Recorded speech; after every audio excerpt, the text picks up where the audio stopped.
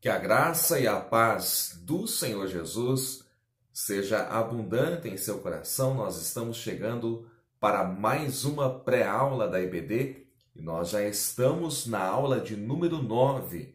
Lembrando que nós estamos estudando a respeito da igreja eleita, redimida pelo sangue de Cristo e selada com o Espírito Santo da promessa.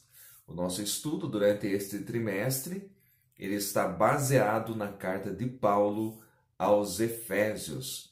A lição de número 9 traz o título O Mistério da Unidade Revelado. E se você está conhecendo o nosso canal durante este período, eu quero convidar você a se inscrever no nosso canal, a deixar o seu comentário, a dar aí o seu joinha e nos ajudar compartilhando os nossos vídeos. Assim, nós atingiremos mais pessoas com a palavra de Deus. O mistério da unidade revelado. Sempre eu procuro destacar a palavra-chave do tema da nossa lição. E hoje, a palavra principal aqui neste tema é unidade. Vamos então olhar um pouquinho a respeito da unidade. A palavra unidade em português, ela vem do latim unitas e fala daquilo que é único ou que é indivisível. No Novo Testamento grego, a palavra é henotes, com H, que significa unanimidade ou consentimento. Você vai encontrar esta palavra grega no texto de Paulo aos Efésios, no capítulo 4, tanto no versículo 3, que fala da unidade do Espírito, quanto no versículo 13, falando a respeito da unidade da fé. A palavra grega no original ali para unidade é henotes, que fala de unanimidade ou de consentimento. Então, nesse primeiro momento da sua aula, é importante que você defina aí o significado da palavra unidade, que apesar de ser tão comum, é bom que você traga aí os originais para que você tenha um estudo exegético da palavra de Deus. Muito bem, a relevância da unidade está no fato de que o nosso Deus, o único Deus, ele é um. E ele subsiste eternamente em três pessoas. Mesmo sendo um Deus único, ele subsiste eternamente em três pessoas. E este mesmo Deus, que subsiste em três pessoas, mas é um, criou o ser humano e deste ele tirou a mulher. Do homem que ele havia criado, deste único ser que ele formou com as suas mãos, ele tirou a mulher. É por isso que, mediante o casamento, homem e mulher formam aí uma unidade. O homem que Deus criou, ele é composto também de três partes que formam uma unidade. O homem é composto de espírito, alma e corpo. Então veja que é interessante o quanto você pode explorar no início da sua aula aí a questão da divindade. Deus, três pessoas, Pai, Filho e Espírito Santo, porém, um único Deus cria um homem, cria o único homem, o primeiro homem, Adão, ele cria um ser único, porém, esse ser único é formado de espírito, alma e corpo. Veja que interessante que tudo o que o Senhor fez, ele fez em unidade. Criou uma terra, criou um continente, criou uma língua, um idioma. Todas as divisões que aconteceram e estão relatadas na Bíblia Sagrada, elas aconteceram devido à iniciativa humana. Veja que até Gênesis 11 havia apenas uma etnia, havia também um único idioma, e ali em Gênesis capítulo 11 nós vemos as divisões não somente das línguas, mas também das etnias, quando os homens, devido à Torre de Babel, se espalharam por toda a face da terra. Assim, a separação que havia entre os povos, e você vê isto durante todo o Antigo Testamento, era resultado da rebelião humana. A palavra Babel significa confusão, devido àquela rebelião que houve ali em Gênesis capítulo 11. O desejo, porém, de Deus era trazer com Cristo a unidade de volta à terra. E a esta unidade que nós estamos falando aqui agora, esta unidade é a igreja, que é composta tanto de judeus quanto de gentios. Então, esta separação que havia entre o povo escolhido de Deus, a descendência de Abraão, com relação aos demais povos, ela aconteceu desde os primórdios, desde o primeiro livro da Bíblia, quando houve essa separação, e logo em seguida, a partir do capítulo 12, Deus escolhe Abraão para dele vir o Messias, para dele vir a nação que representaria o Senhor na face da terra. Então, esta separação vem de longos tempos, porém, desde a eternidade, como nós estudamos em outras aulas, em aulas anteriores, Deus já tinha um propósito para trazer de volta judeus e gentios neste único propósito de ambos ser o seu povo. Muito bem, queridos. A respeito dessa questão da unidade na divindade, do projeto de Deus na unidade, eu tenho um curso, o curso Geração de Pregadores, o último curso, Geração de Pregadores, ele traz o tema Unidade, Reino e Relacionamento. Esse curso aconteceu aí no final do ano de 2019, mas eu tenho todo ele gravado. Todas as aulas estão gravadas em vídeo, estão no YouTube, porém privado. Temos também grupos no Facebook, temos também apostila em PDF. Se você se interessar no curso Unidade, Reino e Relacionamento, eu tenho ele na íntegra para lhe enviar. E olha, é um investimento muito pequeno mesmo. Entre em contato comigo no privado, que eu estarei disponibilizando para você aí o curso com a apostila Unidade, Reino e Relacionamento, os alicerces da igreja. Vamos então ao nosso texto bíblico dessa lição, que é Efésios capítulo 3, versículos 1 ao 13. E eu quero aqui, superficialmente, devido ao nosso tempo, analisar aqui esses versículos do 1 ao 13. O versículo 1 diz: por esta causa, eu, Paulo, sou prisioneiro de Jesus Cristo, por vós, os gentios.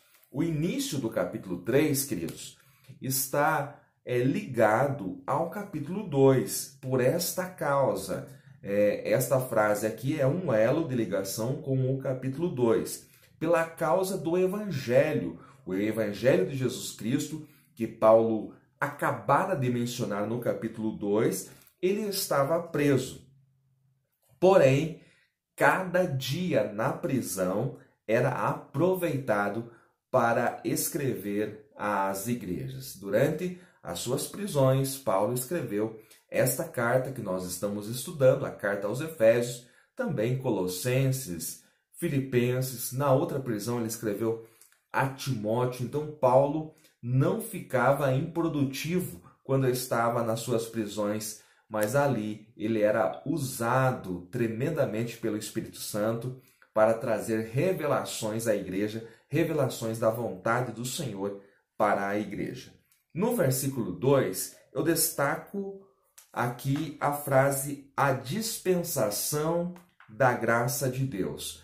O que Paulo quer dizer com dispensação da graça? Já já eu vou falar a respeito das 3 dispensações na teologia de Paulo. Mas dispensação da graça se refere ao momento desde o Calvário, desde que Cristo foi crucificado até o arrebatamento da igreja. Esse período do Calvário ao arrebatamento é o que nós chamamos na teologia de dispensação da graça. Versículo de número 3, ele diz assim: como me foi este mistério manifestado pela revelação. Então, este mistério foi revelado a Paulo no seu arrebatamento. Para quem não sabe, para quem não lembra, Paulo foi arrebatado no capítulo 12 de 2 aos Coríntios. Ele relata isso. Capítulo 12, 2 Coríntios, em verdade, que não convém gloriar-me, mas passarei as visões e revelações do Senhor. Versículo 2. Conheço um homem em Cristo que há 14 anos, se no corpo não sei, se fora do corpo não sei, Deus o sabe, foi arrebatado ao terceiro céu. Isto que Paulo relata aqui em 2 Coríntios, capítulo de número 12, é o momento do arrebatamento dele ao terceiro céu. E neste arrebatamento, o Senhor Jesus deu a Paulo revelações. Revelações estas que nem mesmo os outros apóstolos que andaram com Jesus tinham.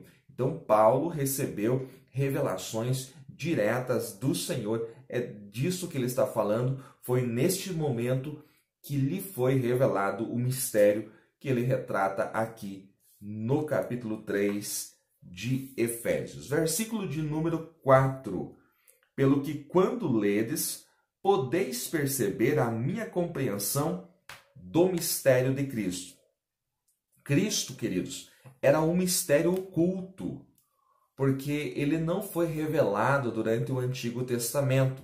É certo que Cristo se manifestou de várias maneiras, como anjo do Senhor, como água, como fogo, como pedra, mas Cristo era um mistério oculto que não fora revelado até o Novo Testamento.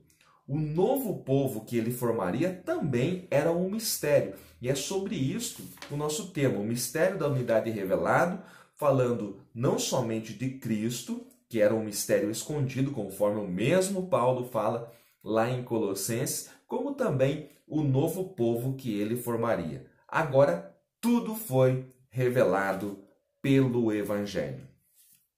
Versículos 5 e 6, e aqui está a revelação desse mistério, o qual noutros séculos não foi manifestado aos filhos dos homens, mas agora estava sendo revelado. E o versículo 6 diz, a saber que os gentios são co-herdeiros de um mesmo corpo e participantes da promessa em Cristo pelo Evangelho.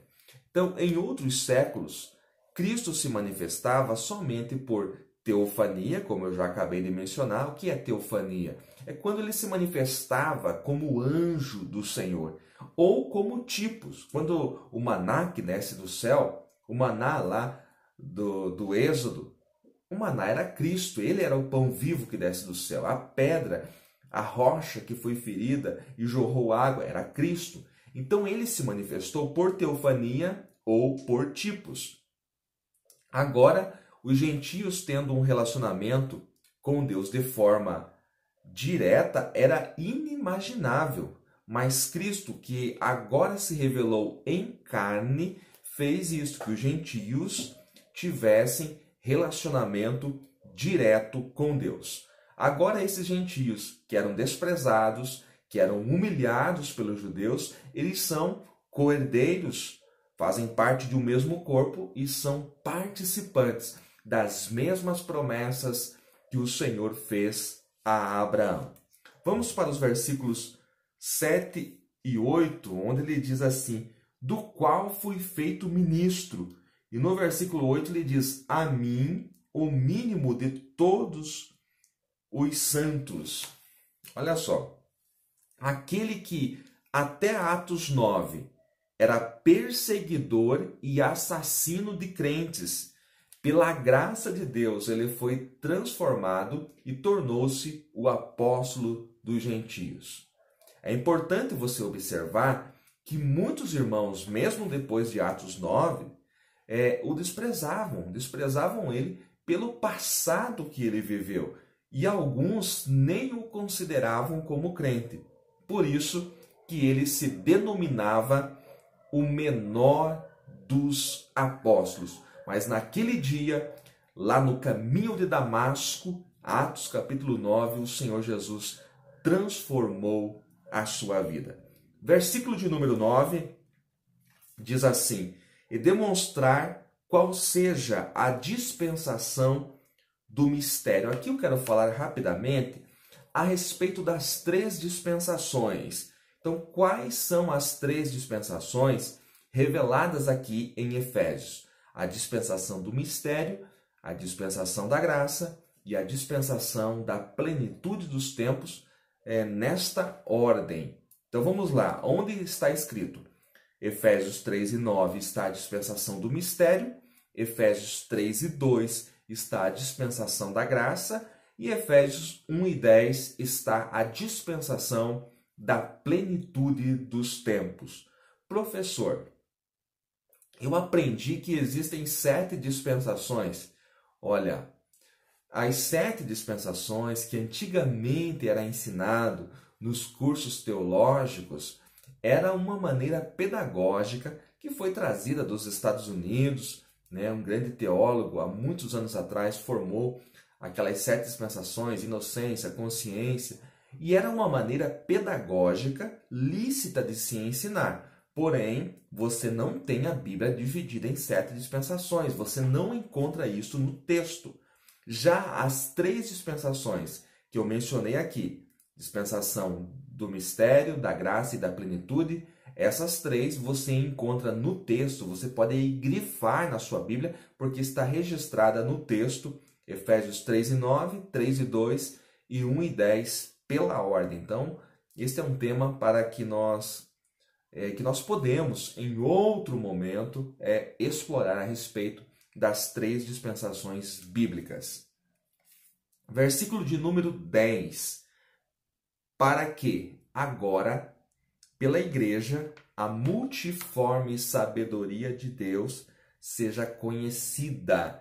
Olha só, muitos não entendem, muitos cristãos não entendem que tanto a graça quanto a sabedoria de Deus são multiformes. O que significa isso? Tem várias formas. Aqui está falando da sabedoria, mas a graça de Deus também é multiforme, como está registrado no Novo Testamento. Então Deus tem várias formas de derramar a sua graça, como também trazer a sua sabedoria. Qual é o problema hoje? É que muitos líderes, pastores, teólogos, professores querem limitar o agir de Deus, a ação de Deus, como se Deus trabalhasse somente de uma maneira, mas tanto a sua graça quanto a sua sabedoria são multiformes, ou seja, tem várias formas. Isso é algo que nós precisamos entender, nós precisamos ensinar desta forma para que nós não venhamos limitar o agir de Deus. Versículo de número 11, segundo o eterno propósito que fez em Cristo Jesus, nosso Senhor, no qual temos ousadia e acesso com confiança pela nossa fé nele. Este já é o versículo 12.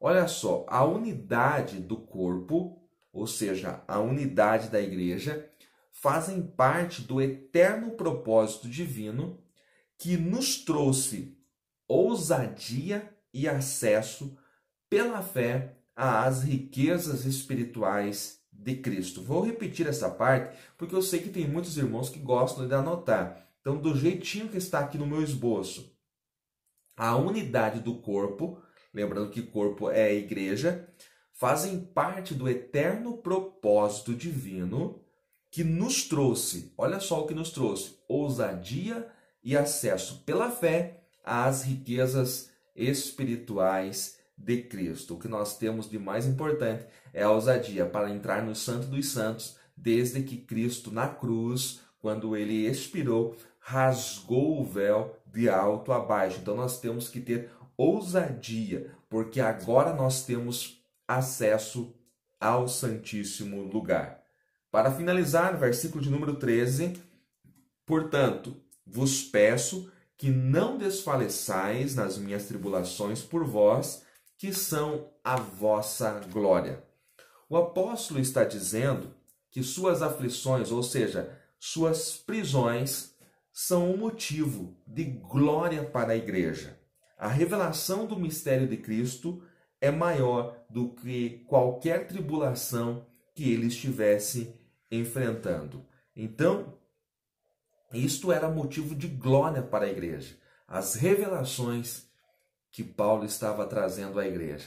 É certo que ele estava trazendo essas revelações.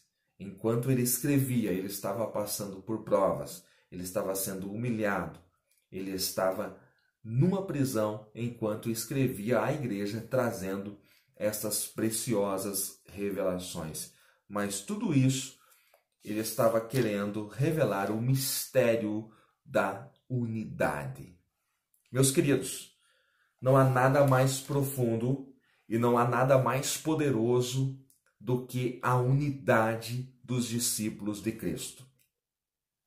Quando Jesus estava prestes a ir para a cruz, lá em João capítulo 17, ele orou, é conhecida como a oração sacerdotal.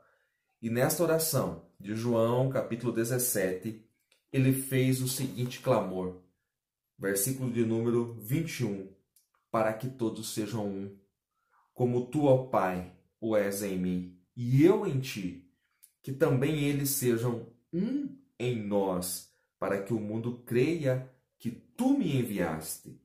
Eu dei-lhes a glória que a mim me deste, para que sejam um como nós somos um. Eu neles, tu em mim, para que eles sejam perfeitos em unidade, e para que o mundo conheça que tu me enviaste a mim, e que o tens amado a eles, como me tens amado a mim. Sabe o que Jesus está falando aqui? O mundo só vai crer na mensagem da igreja se eles virem na igreja a unidade. Se a igreja não tiver unidade, o mundo não vai crer que Cristo enviou e capacitou os seus discípulos. Também não vai crer que Deus enviou a Cristo. Então, olha só o poder da unidade. A unidade tem o poder de convencer. Deus só age na unidade. Deus não quebra princípios. Isto é algo que nós devemos pensar e refletir. Meus queridos, se esta pré-aula foi útil para você, não deixe de compartilhar. Compartilhe aí no seu Facebook, no seu WhatsApp e ajude-nos a atingir mais professores, mais alunos da EBD. Que Deus em Cristo vos abençoe ricamente.